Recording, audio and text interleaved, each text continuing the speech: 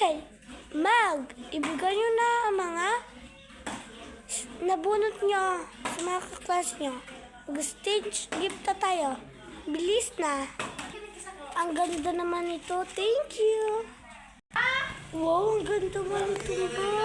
Thank you. Alam mo talaga yung favorite ko. Nasaan yung ka-stage giftan ko? Absent ba yung ka-stage giftan mo? Next time ka na lang, bawi ka na lang ha. Ano ba yan? Minsan na nga lang mag-Pasko, absent pa siya. Okay na yan, nak. Bawi ka na lang next time, ha? O, bakit anak? Ang lungkot-lungkot mo?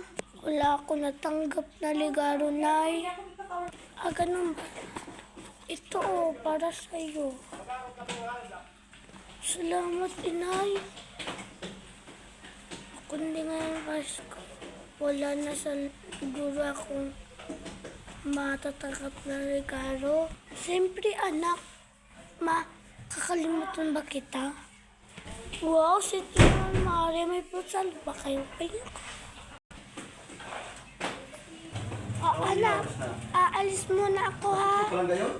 Maglinis kayo dito. Sige po, Nay. Di ba wala si nanay? Ako ang magiging boss. Kaya, trabaho kayo doon. Ikaw lang, Miguel. Linisin mo yan.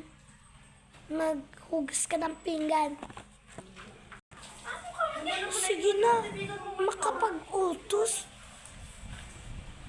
May reklamo ka. Ikaw naman, Brianna. Maglaba ka doon.